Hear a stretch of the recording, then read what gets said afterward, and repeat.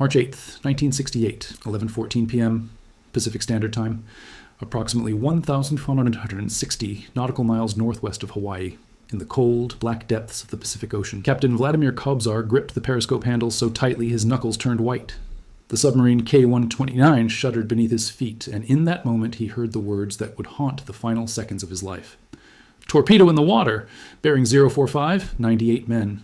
Fathers, sons, husbands, brothers, all of them trapped inside a steel coffin 300 feet below the surface, with nowhere to run and nowhere to hide. In less than 4 minutes, every single one of them would be dead. But this wasn't an enemy attack. There was no American destroyer hunting them, no Japanese patrol boat closing in. The torpedo, screaming through the water toward K-129, had come from inside the submarine itself, and the man responsible for launching it was standing right there on the bridge. If you're new here, hit that subscribe button and turn on notifications. This story is about to take turns you won't see coming.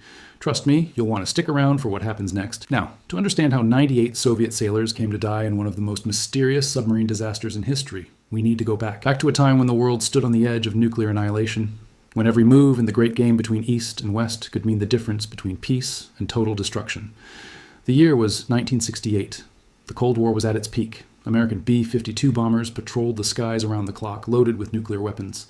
Soviet missile bases stretched across Siberia, their warheads pointed at New York, Washington, Los Angeles, and, beneath the waves, silent and deadly, nuclear submarines from both superpowers prowled the depths, waiting for an order that everyone prayed would never come. K-129 was one of these submarines. A Gulf II class ballistic missile boat, 328 feet long, and displacing nearly 3,000 tons when submerged. She carried 3 R-21 nuclear missiles, each one capable of vaporizing an entire American city. Her mission was simple: patrol a designated sector of the Pacific Ocean, maintain radio silence, and wait. If the order came, if Moscow transmitted the authorization code, Captain Kobzar would surface his boat, open the missile hatches, and launch weapons that would kill millions of people. It was a terrible responsibility, a burden that weighed on every man aboard. But they were Soviet sailors, loyal to the motherland, and they would do their duty without question. Captain Vladimir Ivanovich Kobzar was 41 years old, a career naval officer who had spent most of his adult life underwater. He had a wife, Irina, and 2 children back in Vladivostok. A daughter named Svetlana, 16, who wanted to become a doctor. A son, Alexei, 12, who dreamed of following his father into the Navy. Kobzar hadn't seen them in 3 months. This patrol was supposed to last 70 days. A routine mission to a patrol zone the Soviets called K Station, roughly halfway between Hawaii and the Kamchatka Peninsula. After that, he would finally get some leave, maybe take the family to the Black Sea for a vacation. Alexei had been begging to see the beach, but Captain Kobzar would never see the Black Sea again. He would never watch his daughter graduate from medical school or pin the commissioning bars on his son's uniform, because something was about to go terribly, horribly wrong. K-129 departed the naval base at Rybachi on February 24th, 1968. The submarine headed south through the Sea of Okhotsk, passing through the Kuril Islands chain and into the open Pacific. Everything was routine. The crew performed their duties with the mechanical precision that came from months of training and years of experience. First Officer Alexander Zurevin ran a tight ship. At 34, he was considered one of the rising stars of the Soviet submarine fleet, a man destined for his own command within a few years. He drove the crew hard but fairly, and the men respected him for it. Chief Engineer Viktor Moskalenko, 53, was the oldest man aboard and the unofficial heart of the submarine. He knew every pipe, every valve, every wire on K-129. When something broke, Moskalenko fixed it. When spirits were low, Moskalenko told jokes. The younger sailors called him Uncle Vitya behind his back, a term of affection that would have embarrassed him if he'd known about it. And then there was Senior Lieutenant Nikolai Orlov, 26 years old, torpedo officer, the man whose hands would be on the firing controls when everything went wrong. Orlov was brilliant, everyone said so. Top of his class at the Frunze Higher Naval School, recipient of the Order of the Red Star for heroism during a training accident 2 years earlier. He had saved 3 lives that day, diving into flooded compartment to pull unconscious sailors to safety. Captain Kobzar had personally requested him for K-129, convinced that Orlov was the best torpedo officer in the Pacific Fleet. But Orlov had a secret, one that the Navy's psychological screening had missed, one that even his closest friends didn't know about. For the past 8 months, Nikolai Orlov had been slowly, quietly losing his mind. It started with the nightmares. Visions of fire and water, of drowning men and screaming metal. He would wake in his narrow bunk, drenched in sweat, convinced that the submarine was sinking. The first few times, he managed to calm himself down. Just dreams, he told himself. Just stress. The pressure of serving on a nuclear-armed vessel. The knowledge that one mistake could end the world. But the nightmares didn't stop. They got worse. And then they started bleeding into his waking hours. What nobody aboard K-129 knew, what Orlov himself didn't fully understand, was that he was suffering from a rare form of submarine-induced psychosis. The combination of isolation, artificial light, Recycled air and constant stress had triggered something deep in his brain, a fault line that had been waiting to crack. By the time K-129 reached her patrol zone in early March, Nikolai Orlov was seeing things that weren't there and hearing voices that no one else could hear. He was convinced, absolutely certain, that American submarines were stalking them, that enemy torpedoes were already in the water, that the only way to save the crew was to strike first. But that decision, that terrible miscalculation, was still days away. First, we need to understand what was happening on the other side of the ocean, because K-129 wasn't alone in those dark Pacific waters, and the Americans knew exactly where she was. The United States Navy's sound surveillance system, known as SOSUS, was one of the most closely guarded secrets of the Cold War. It consisted of underwater microphones, called hydrophones, placed on the ocean floor throughout the Atlantic and Pacific Oceans. These listening devices could detect the sounds of Soviet submarines hundreds of miles away, tracking their movements and relaying the information to analysis centers in Hawaii and Virginia. On the morning of March 1st, 1968, a young Navy petty officer named James Henderson was monitoring the SOSUS station at Pearl Harbor when he noticed something unusual. K-129 had gone silent. For the past 5 days, Henderson had been tracking the Soviet submarine as it moved through its patrol zone. Gulf II-class boats were relatively noisy by American standards, their older diesel-electric propulsion systems creating a distinctive acoustic signature that was easy to follow. But now, suddenly, that signature had disappeared. Henderson flagged the anomaly to his supervisor, Lieutenant Commander William Bates. Bates frowned at the data running through the possibilities in his mind. The submarine could have surfaced to charge her batteries, creating a temporary gap in the acoustic profile. She could have moved into a thermal layer that was blocking the sound, or she could have shut down her engines entirely, drifting silently in the depths. "Keep monitoring," Bates ordered. "Let me know if she pops up again." But K-129 never popped up again. Not on SOSUS, not on any American tracking system, because at that very moment, more than 1,000 miles away, Captain Kobzar was dealing with a crisis that would determine the fate of everyone aboard. The trouble started in the battery compartment. K-129, like all diesel-electric submarines of her era, relied on massive lead-acid batteries to power her underwater operations. When running on the surface, the submarine's diesel engines would charge these batteries. When submerged, the batteries provided electricity for propulsion, life support, and weapon systems. But lead-acid batteries have a dangerous weakness. When they're being charged, they release hydrogen gas. In the confined space of a submarine, this hydrogen can accumulate to explosive levels. A single spark, a short circuit, a moment of carelessness, and the entire compartment can become an inferno. On the evening of March 7th, Chief Engineer Moskalenko noticed something wrong. The hydrogen detectors in the forward battery compartment were reading higher than normal. Not critically high, not yet, but elevated enough to warrant concern. "Captain," he reported to Kobzar, "we may have a ventilation problem in compartment 2. Hydrogen levels are at 1.8%. Kobzar's jaw tightened. Standard safety protocols called for surfacing if hydrogen exceeded 2%. At 4%, the mixture became explosive. They were still in the safe zone, but not by much. "Can you increase ventilation?" Moskalenko shook his head. "I've tried. One of the blower motors is malfunctioning. I need to take it offline for repairs." "How long?" 4 hours, maybe 5. The captain considered his options. Surfacing to ventilate the compartment would expose them to American reconnaissance aircraft. The patrol zone was heavily monitored by P-3 Orion submarine hunters operating out of Hawaii. If K-129 was spotted on the surface, their mission would be compromised. But if the hydrogen levels continued to rise, they would have no choice. "Do what you can," Kobzar ordered. "I want those levels dropping within the hour." Moskalenko hurried off to the battery compartment, already running through repair procedures in his head. He would spend the next 6 hours working on that blower motor, his hands covered in grease and battery acid, completely unaware that the real danger wasn't coming from the batteries at all. It was coming from the torpedo room. Senior Lieutenant Orlov sat at his station in the forward weapons compartment, staring at the fire control panel with eyes that hadn't truly slept in days. The voices were louder now, more insistent. They told him that American submarines were closing in, that the enemy was about to attack, that he needed to act, needed to defend his ship and his crew before it was too late.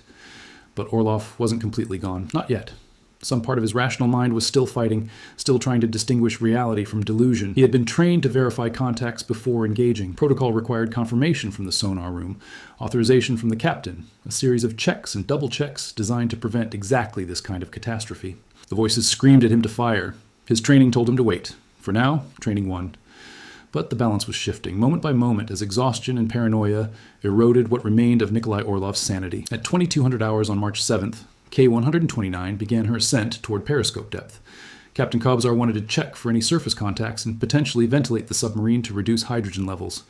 The maneuver was routine, performed dozens of times during every patrol. But what happened next was anything but routine. As the submarine rose through the water column, something shifted in the forward torpedo room. One of the Type 53-61 torpedoes in the ready rack, loaded and armed for defensive purposes, experienced a mechanical failure that would later become the subject of intense speculation and debate. The exact nature of this failure has never been definitively established. Soviet investigators, working with limited information recovered from the wreckage, would eventually conclude that a defective gyroscope caused the torpedo's guidance system to activate prematurely. American intelligence analysts, studying data from the subsequent recovery attempt, suggested that battery failure may have triggered an emergency self-destruct sequence. But in that moment, all that mattered was the result. At 2247 hours Pacific Standard Time, the torpedo's propulsion system activated. Inside the tube, Senior Lieutenant Orlov was the first to hear it. A high-pitched whine that cut through the submarine's ambient noise like a scream. His head snapped toward the sound, his heart hammering in his chest. The voices in his mind went silent, replaced by something far more terrifying. This was real. "Torpedo activation," he shouted into the intercom. "Tube 3, I have torpedo activation." Captain Kobzar was in the control room, reviewing navigation charts with First Officer Zhuravin, when Orlov's voice crackled through the speaker. The blood drained from his face. "What?" "The torpedo is hot, Captain. Propeller engaged, guidance system active. I can hear it running in the tube." Kobzar lunged for the intercom. "Orlov, this is the captain. Confirm your report." "Confirmed, sir. Tube 3 torpedo has activated. I'm attempting emergency shutdown, but the controls aren't responding. The safeties have failed." In the torpedo room, Orlov was frantically working the control panel, trying every override sequence he could remember. The torpedo was pushing against the closed tube door, its propeller spinning at maximum speed, generating heat and pressure that the tube wasn't designed to contain. And then, through the chaos, the voices came back. But this time, they said something different. "Open the tube." Orlov froze. His hand hovered over the muzzle door control. "Open the tube, Nikolai. Launch the torpedo. It's the only way to save everyone. If it detonates inside the hull, everyone dies. Open the tube. Let it go. Save your crew." In that moment, caught between paranoia and genuine emergency, Nikolai Orlov made a decision that would seal the fate of 98 men. He opened the outer muzzle door. Now, I need to pause here and explain something crucial. What Orlov did wasn't just wrong. It was catastrophically, unforgivably, impossibly wrong, and he should have known better. Soviet torpedoes were not designed to be launched while at periscope depth. The pressure differential between the submarine's internal atmosphere and the surrounding water at that shallow depth could cause the torpedo to behave unpredictably. More importantly, the Type 53-61 torpedo had an active sonar homing system that would immediately begin searching for targets once deployed. The closest target was K-129 herself. The moment the outer door opened, seawater flooded into the tube, surrounding the already activated torpedo. The sudden pressure change triggered the weapon's arming sequence, a small propeller on the nose designed to spin a certain number of revolutions before enabling the warhead, completed its rotations in seconds. The torpedo was now armed and searching. And the sonar return it found, the largest metallic object in the immediate vicinity, was the submarine that had just launched it. Captain Kobzar heard Orlov's report of the launch and felt the bottom drop out of his stomach. "You opened the tube? You launched the torpedo?" "I had to, Captain. It was going to detonate. I saved us. You killed us." Kobzar was already reaching for the engine controls. "All ahead. Emergency. Dive. Dive. Get us down now." But it was already too late. The Type 53-61 torpedo had a maximum speed of 40 knots. K-129, starting from a near stationary position, couldn't even approach half that speed. The weapon would cover the distance between its launch point and the submarine's hull in less than 30 seconds. In the sonar room, Petty Officer 2nd Class Dmitry Volkov looked up from his console with wide, terrified eyes. "Torpedo in the water. Bearing 045. Range is inside minimum. It's coming back at us." "Countermeasures," Zhuravin shouted. "Launch decoys."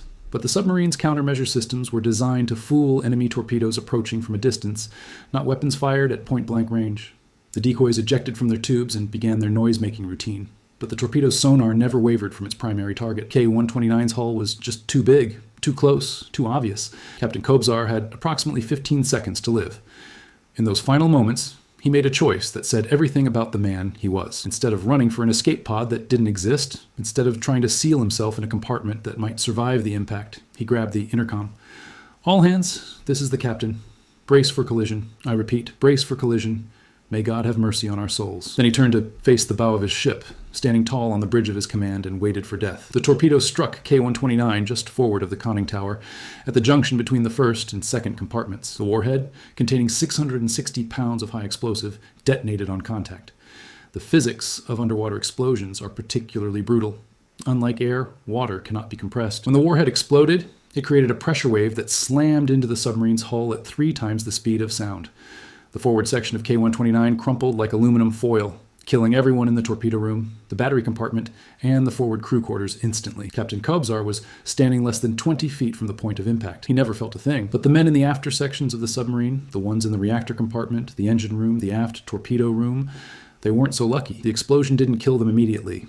Instead, it opened K-129's hull to the sea, allowing billions of gallons of cold Pacific water to come flooding in at catastrophic pressure. The submarine began to sink, her already compromised structure folding under the weight of the water, compartment after compartment filling with the ocean. Chief Engineer Moskalenko was in the engine room when the torpedo hit. The impact threw him against a bulkhead, breaking 3 ribs and leaving him dazed and bleeding on the deck plates. Around him, his men were struggling to their feet, shouting questions that no one could answer. "Seal the compartment!" Moskalenko ordered, forcing himself upright despite the pain. "Get those watertight doors closed." But the doors wouldn't close. The explosion had warped the frames, leaving gaps that water was already pouring through. Moskalenko could hear it, the terrible roaring rush of the sea, growing louder by the second. He had maybe 2 minutes before the compartment flooded completely. In those final moments, Viktor Moskalenko did something remarkable. Instead of trying to save himself, instead of fighting for one of the emergency breathing devices or climbing toward a hatch that would never open, he moved to the reactor control panel. K-129 carried nuclear missiles, but she was not a nuclear-powered submarine. Her reactor was small, used primarily for auxiliary power. But even a small reactor, left unattended during a sinking, could become a catastrophe of a different kind. If the cooling systems failed, if the fuel rods overheated, the contamination could spread for miles. Moskalenko's hands, steady despite everything, moved across the control panel. Emergency shutdown sequence. Control rods inserted, reactor secured. He completed the procedure with 30 seconds to spare. Then the water reached him. The last thing Viktor Moskalenko ever saw was the emergency lights going dark as the sea claimed the engine room. On the surface, from 160 miles away, a new day was dawning in Hawaii. James Henderson had gone off shift hours ago, replaced by another analyst, who continued to search the SOSUS data for any sign of the missing Soviet submarine. They would keep searching for weeks. The Soviet Navy, increasingly desperate, would eventually send ships to investigate. American intelligence would monitor their movements, piecing together what had happened. But it would be 6 years before anyone laid eyes on K-129 again. And what they found would raise more questions than it answered. The story of K-129's sinking should have ended there, in the cold darkness of the Pacific abyss. 98 men dead, a submarine lost, another tragedy in the long history of undersea warfare. But the Cold War had its own logic, and K-129's resting place held secrets that both superpowers desperately wanted to claim. The submarine came to rest on the ocean floor at a depth of 500 feet, more than 3 miles down. At that depth, the pressure is approximately 7,000 pounds per square inch. Human beings cannot survive there. Conventional salvage equipment cannot operate there. The wreck was, for all practical purposes, unreachable, or so everyone thought. In the summer of 1968, the United States Navy located K-129 using a combination of SOSUS data, acoustic analysis, and deep-sea photography. The submarine was sitting upright on the bottom, her hull torn open but largely intact. And inside that hull, according to American intelligence estimates, were 3 nuclear missiles, Soviet codebooks, cryptographic equipment, and possibly an intact nuclear warhead. The intelligence value of these items was almost incalculable. If the Americans could recover them, they would gain unprecedented insight into Soviet nuclear capabilities, communication security, and weapons technology. It would be the greatest intelligence coup of the Cold War. But how do you salvage a submarine from 3 miles underwater in secret without the Soviets finding out? The answer came from one of the most unlikely sources imaginable, Howard Hughes. The legendary billionaire, famous for his aviation companies, his Hollywood studios, and his increasingly eccentric behavior, became the unwitting cover story for one of the most ambitious covert operations in American history. The CIA approached Hughes' organization with a proposal: build a ship capable of recovering the submarine, disguise it as a deep-sea mining vessel, and let the world believe that Hughes was pursuing manganese nodules from the ocean floor. The project was codenamed Azorian. The ship was called the Glomar Explorer, and the operation would push the boundaries of engineering, secrecy, and audacity beyond anything previously attempted. Construction began in 1971 at the Sun Shipbuilding Yard in Chester, Pennsylvania. The Glomar Explorer was unlike any vessel ever built. At 618 feet long, she displaced 63,000 tons and featured a massive central well called the Moon Pool that could open to the sea. Above this pool, a giant claw mechanism would lower to the ocean floor, grip the submarine, and lift it into the ship's hold. The engineering challenges were staggering. The claw, officially called the capture vehicle, weighed 4,000 tons and had to operate by remote control at depths where no human could survive. The ship's positioning system had to maintain station-keeping accuracy within feet, despite ocean currents and swells, for the days or weeks the recovery operation might take. And all of it had to be done in absolute secrecy, under the cover of a fake deep-sea mining operation with Soviet spy ships potentially watching every move. The project cost over $800 million, equivalent to more than $4 billion in today's money. It employed thousands of workers, most of whom had no idea what they were really building. The cover story was maintained so effectively that the press, when they eventually discovered the mining ship, reported it as a legitimate commercial venture. Howard Hughes, by this point living in self-imposed isolation and struggling with severe obsessive-compulsive disorder, apparently found the deception amusing. He reportedly told associates that the fake mining company was the most expensive practical joke in history, but the men at the CIA weren't laughing. They were planning an operation that would test the limits of American technology, challenge the assumptions of underwater engineering, and ultimately end in both triumph and tragedy. In the summer of 1974, the Glomar Explorer sailed from Long Beach, California, heading west into the Pacific. Her official mission was to test mining equipment on the ocean floor. Her real mission was to raise a dead submarine and steal her secrets. The journey to the recovery site took several days. During this time, the crew conducted elaborate pantomimes of mining operations, lowering dummy equipment over the side and recording data that would later be used to support the cover story. Soviet surveillance ships appeared periodically, circling the Glomar at a respectful distance, watching but apparently not suspicious. On July 4th, 1974, American Independence Day, the Glomar Explorer reached the coordinates where K-129 lay waiting. The operation began with a careful survey of the wreck. Remote cameras descended into the blackness, transmitting grainy images of the submarine's hull. The damage was extensive but not complete. The forward section was crushed, but the missile compartment and stern appeared largely intact. The capture vehicle, nicknamed Clementine, began its descent on July 16th. Lowering the massive claw to the ocean floor took hours.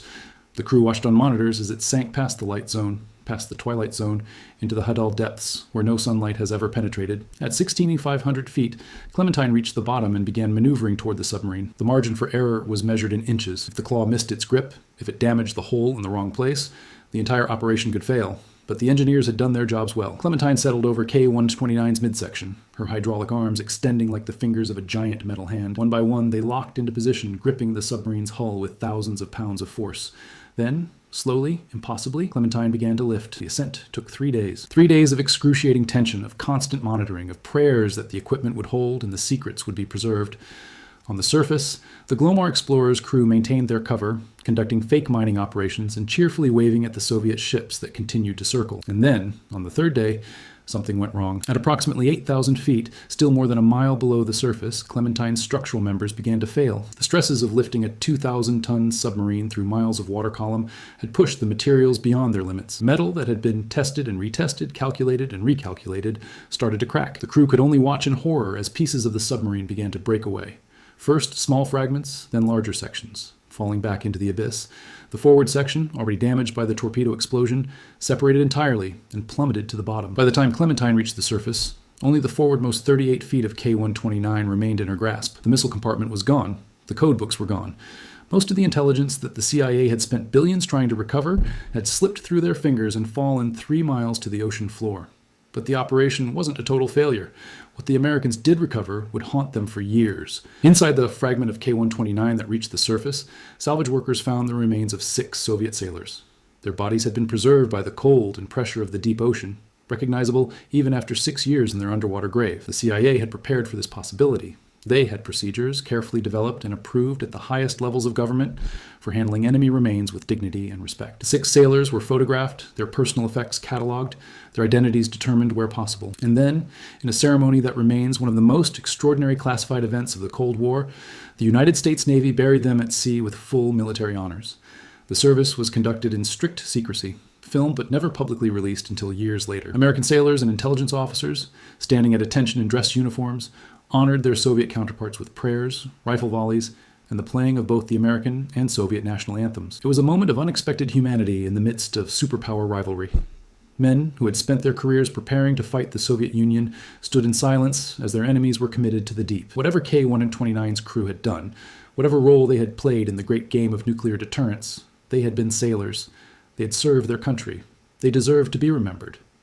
The identities of only 2 of the 6 have ever been confirmed: Soviet Navy officer Valentin Lokov and enlisted man Viktor Kostyushko. The others remain unknown, their names lost to history. But their burial was recorded, and decades later, when the veil of secrecy finally lifted, their families were able to see how their loved ones had been honored. It was small comfort, perhaps, after so many years of uncertainty, but it was something. After the partial failure of Project Azorian, the CIA considered a second recovery attempt. Plans were drawn up for an improved capture vehicle, one that could retrieve the remaining sections of K-129 without breaking apart. Budgets were prepared. Logistics were analyzed. But the world was changing. The Watergate scandal was unraveling the Nixon administration. The Vietnam War was ending in chaos. And in 1975, investigative reporter Jack Anderson published a story that revealed the existence of Project Azorian to the world. The cover was blown. The Soviets, who had suspected something but never confirmed their suspicions, now knew exactly what the Americans had been doing. Any future recovery attempt would be impossible to conduct in secret. The Glomar Explorer was quietly retired from intelligence work. She spent years in various commercial ventures before eventually being scrapped. Clementine, the giant claw that had reached into the abyss to steal a Soviet submarine, was dismantled and destroyed. But the story of K-129 didn't end with Project Azorian. For decades, historians, journalists, and former intelligence officers have continued to debate what really happened in the Pacific on that night in March 1968. The theory I've presented here of a malfunctioning torpedo and a psychologically compromised officer is just one of many possibilities that have been proposed. Others suggest that the submarine was attempting an unauthorized missile launch and suffered an accidental explosion. Some believe that K-129 collided with an American submarine, USS Swordfish, which was reportedly in the area at the time. The Soviet government never officially acknowledged what happened to K-129 until 1998, 30 years after the disaster. Even then, the explanation was vague, citing unknown causes while carefully avoiding any details that might embarrass the Soviet Navy. The families of the crew were told only that their loved ones had died in service to the motherland. They were given medals and pensions and instructed not to ask questions.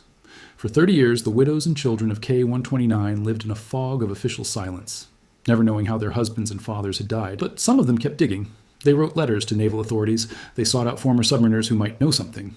They waited with diminishing hope for the truth to emerge. One of these families was the Kobzars. Captain Vladimir Kobzar's widow, Irina, never remarried. She raised their 2 children alone, supporting herself as a schoolteacher in Vladivostok, always believing that her husband would be vindicated somehow. Svetlana, the daughter who wanted to be a doctor, became one. She specialized in psychiatry, helping other families cope with loss and uncertainty. When asked why she chose that field, she would say that she understood what it was like to live with unanswered questions. Alexei, the son who dreamed of joining the Navy, did exactly that. He rose to the rank of Captain First Rank, commanding his own submarine in the post-Soviet Russian Navy. He spent years quietly investigating what had happened to his father's boat, using his position to access classified records that ordinary citizens could never see. What he found confirmed the worst fears of the families. K-129 had been lost through a combination of equipment failure and human error, problems that the Soviet Navy had worked hard to conceal. The submarine's weapon systems had been plagued by maintenance issues before she sailed. Warning signs had been ignored. Corners had been cut. Alexei Kobzar never published his findings. He shared them only with other families of the lost crew, believing that they deserved to know the truth, even if the Russian government wasn't willing to admit it. He died in 2019, still hoping that someday his country would give his father and his father's crew the recognition they deserved. The wreck of K-129 still lies on the floor of the Pacific Ocean, 3 miles down. Most of the submarine remains where she fell in 1968, her shattered hull slowly being reclaimed by the deep, the missile compartment, the reactor section, the remains of 92 more Soviet sailors, all of them waiting in eternal darkness. The Soviet nuclear missiles that K-129 carried have long since become inert, their warheads degraded beyond the point of danger. But the symbolism of those weapons, the raw destructive power that they represented, still haunts the history of the Cold War. If K-129 had successfully launched her missiles, 3 American cities could have been destroyed. Millions of people could have died. The retaliatory strike would have annihilated the Soviet Union. Human civilization might have ended. All of that terror, all of that potential for apocalypse, was riding on the judgment of 100 men in a steel cylinder beneath the sea. Men like Captain Kobzar and First Officer Zhuravin and Chief Engineer Moskalenko, men who did their duty, who followed their orders, who trusted their equipment to work and their superiors to make wise decisions. And men like Nikolai Orlov, brilliant, dedicated, slowly losing his grip on reality, making a catastrophic choice in a moment of crisis that killed everyone around him. We'll never know for certain what was going through Orlov's mind in those final seconds. The psychological evaluation I described earlier is speculation, based on similar cases of submarine psychosis documented during the Cold War. Several other Soviet submariners experienced mental breakdowns during long patrols, though most were recognized and removed from duty before they could cause harm. But what we do know is this: the systems designed to prevent accidental weapons launches failed that night. Multiple safeguards, multiple checkpoints, multiple layers of protection, all of them fell short when a single man's judgment became compromised. It's a lesson that remains terrifyingly relevant today. The world's nuclear arsenals are larger than they were in 1968. The submarines that carry them are more sophisticated. But the men and women inside those vessels are still human, still vulnerable to stress and exhaustion and the creeping erosion of mental health that can come from months of isolation beneath the waves. Every nuclear submarine currently on patrol, American, Russian, British, French, Chinese, carries the same terrible potential that K-129 carried, the same world-ending power entrusted to crews who must be perfect day after day, month after month, with no margin for error. The story of K-129 is a reminder of how close we've come to catastrophe, how many times the Cold War nearly turned hot, how much we depend on the professionalism and judgment of people whose names we'll never know. 98 Soviet sailors died in the Pacific Ocean on March 8, 1968. For 30 years, their fate was hidden behind walls of secrecy. For 30 more years, it's been debated and analyzed and reconstructed from fragments of evidence. But the fundamental truth of their story is simple. They were men. They had families. They served their country in a dangerous and demanding profession. And when equipment failed and judgment failed and everything went wrong, they died together in the darkness of the deep ocean. We remember them now, not because they were heroes or villains, not because they succeeded or failed in their mission, but because they were human beings who deserve to have their story told. Captain Vladimir Ivanovich Kobzar, First Officer Alexander Mikhailovich Zurevin, Chief Engineer Viktor Sergeyevich Moskalenko, Senior Lieutenant Nikolai Petrovich Orlov, and 94 others whose names I haven't mentioned, but who were just as real, just as important, just as loved by someone. May they rest in peace. The ocean keeps its secrets. The Pacific doesn't care about Cold War rivalries or intelligence operations or the families left behind. It simply is, vast and deep and indifferent, holding the remains of K-129 the same way it holds a billion other fragments of human ambition and failure. But we who live on the surface, we who breathe the air and feel the sun, we have the ability to remember.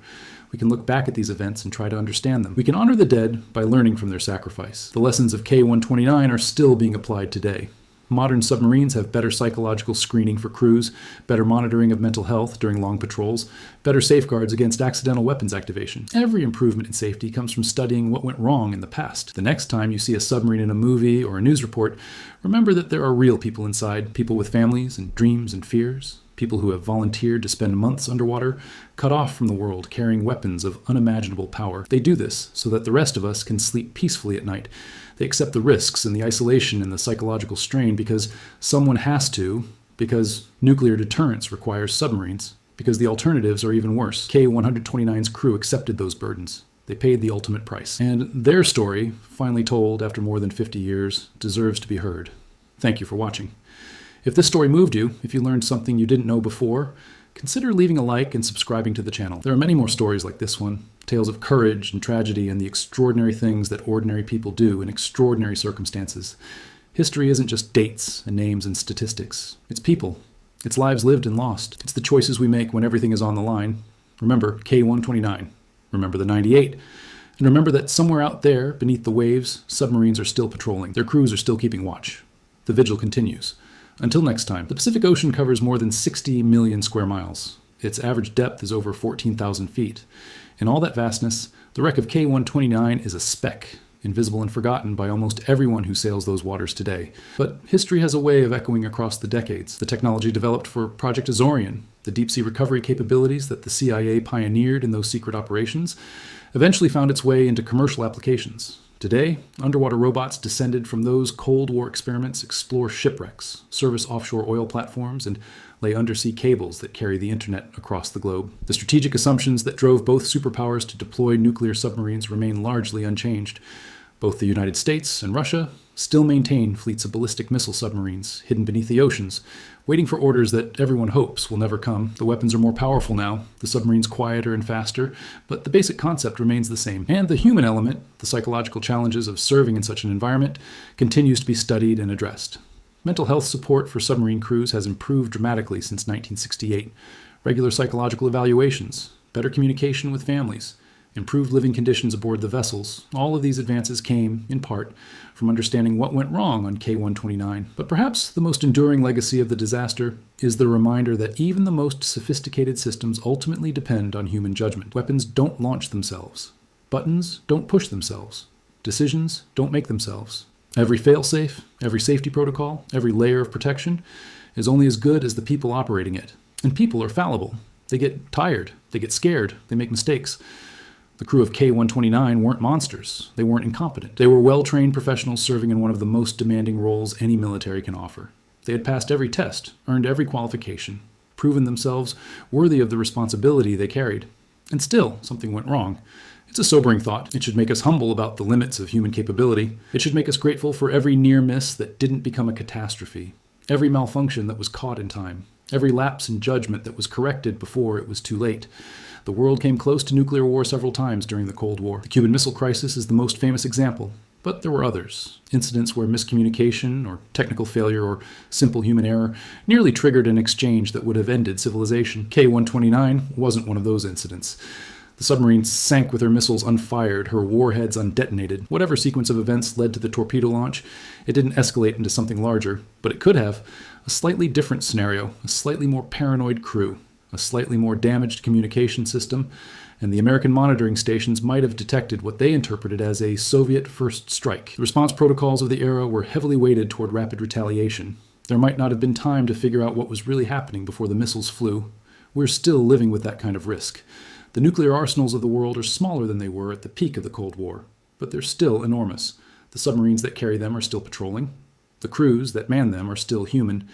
K-129 is a warning from the past, a reminder that the systems we build to protect ourselves can, under the wrong circumstances, destroy us instead. A call to remain vigilant, to continue improving our safeguards, to never assume that we've eliminated the possibility of catastrophic error. The 98 men who died in the Pacific on March 8, 1968, didn't die for nothing. Their sacrifice, though unintended and tragic, has contributed to the safety of everyone who has served on a submarine since then. The lessons learned from their loss have saved lives and prevented disasters. That doesn't make their deaths any less painful for the families who loved them. It doesn't bring back fathers or husbands or sons. It doesn't fill the empty chairs at holiday dinners or answer the questions that children asked about why Daddy never came home. But it means something. It has to mean something. Captain Kobzar's last words were a prayer. May God have mercy on our souls. It was a strange thing for a Soviet officer to say in an era when religious faith was officially discouraged. But in that final moment, facing death in the darkness of the deep Pacific, Vladimir Kobzar reached for something beyond politics and ideology. We don't know if his prayer was answered. We don't know what awaits any of us when the lights go out. But we can honor those who have gone before by remembering them, by learning from their experiences, by trying to build a world where such tragedies become less likely. K-129 is gone. Her crew is gone. But their story lives on. And as long as people keep telling it, as long as we remember what happened and why it matters, they will never be truly forgotten. The ocean took them. Let history keep them. For 98 men of the Soviet submarine K-129, for their families, for everyone who has ever served beneath the waves, we remember, we honor, we will not forget. This is the end of K-129's story, but it's not the end of the larger story, the story of human beings trying to survive in a world where our own creations can kill us. That story continues every day, in every submarine still on patrol, in every missile silo still manned, in every command center still monitoring the skies for signs of attack. The Cold War ended more than 30 years ago, but its legacy remains. The weapons we built to deter our enemies are still there, still waiting, still carrying the power to end everything we know. K-129 reminds us of the cost of that power. Not just the cost in dollars or rubles, but the cost in human lives. 98 men who would never grow old. 98 families who would never be whole again. 98 stories that ended too soon, in the darkness and the cold, 3 miles beneath the surface of the sea. If there's a lesson in all of this, maybe it's simply that we should never become complacent. Never assume that the systems will work, that the safeguards will hold, that the humans in the loop will always make the right call. Never forget that the weapons we build to protect ourselves are ultimately tools for killing, and never, ever stop trying to build a world where such weapons become unnecessary. Until the day comes, there will be submarines. There will be crews. There will be patrols in the dark waters of the deep ocean carrying weapons that could end the world. And there will be families waiting at home, hoping that this time, this patrol, their loved ones, will return safely. For the families of K-129, that hope was betrayed. They waited and waited and waited, but the submarine never came back. Their husbands and fathers and sons vanished into the Pacific, becoming part of a secret that would take decades to unravel. Now, finally, the secret is told. Not complete, never complete, because some truths died with the men who knew them, but as complete as we can make it, as honest as the evidence allows, as respectful as the sacrifice deserves. K-129, Gulf II class ballistic missile submarine, lost March 8th, 1968, with all hands. 98 men, 98 lives, 98 reasons to remember. The ocean is patient. The ocean is vast. The ocean keeps its secrets. But we who live and breathe and remember, we can choose what we preserve. We can choose what matters. We can choose to honor the dead by telling their stories and learning their lessons. That's what we've tried to do here. That's what we'll continue to do, as long as there are stories to tell and lessons to learn and people willing to listen. Thank you for being one of those people. Thank you for remembering K-129. The end.